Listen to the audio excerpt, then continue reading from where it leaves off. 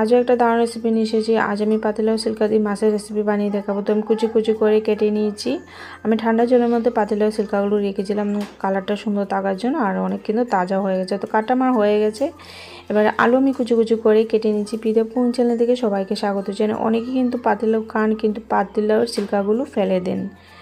যারা পাতিলাও সিল্কা দিয়ে কখনো রেসিপিগুলো বানাননি, অবশ্যই আমার ভিডিওটা শুরু থেকে শেষ পর্যন্ত দেখবেন। তো আমার কাটা হয়ে গেছে। এবার আমি পেঁয়াজ একটা নিয়েছি, পেঁয়াজটাও আমি স্লাইস করে করে কেটে নিয়েছি। এবার কড়াই বসিয়ে দিয়েছি, সাদা তেল দিয়ে আমি মাছগুলো ভেজে নিচ্ছি।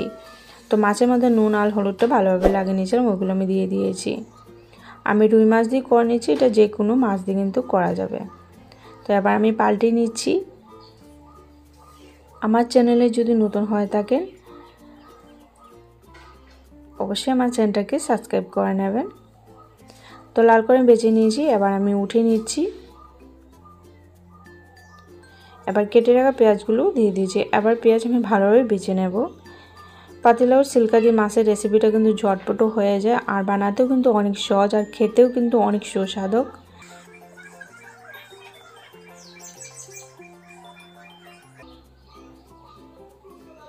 তো পেঁয়াজ ভালোভাবে ভেজে নিয়েছি, এবার আমি দিয়ে দিচ্ছি।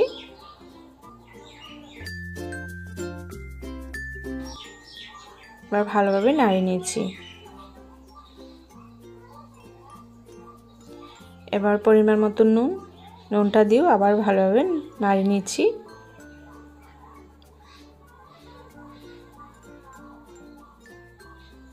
এবার ঢাকনা দিয়ে 2 মিনিটের মতন ঢেকে রেখে দেব। তো 2 মিনিট হয়ে গেছে, ঢাকনাটা আবার উঠিয়ে নিয়েছি। অনেক কিন্তু সফট হয়ে গেছে।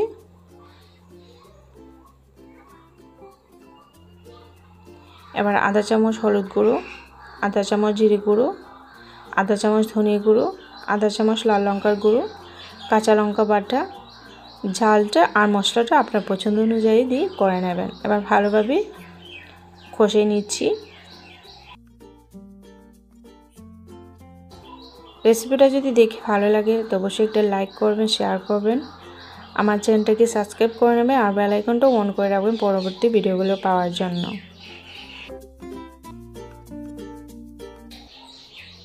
ভালোভাবে আমি কষিয়ে নিয়েছি।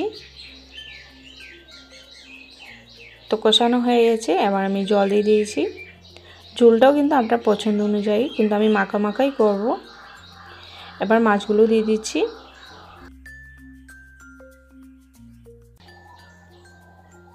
এবার ঢাকনা দিয়ে ঢেকে রেখে দেবো ঝোলটাকে ফুটতে।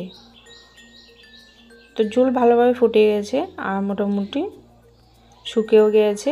এই যে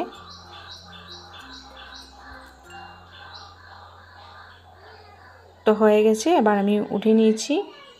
আবারও বলছি, বানিয়ে খেয়ে দেখবেন, অনেক ভালো লাগবে খেতে।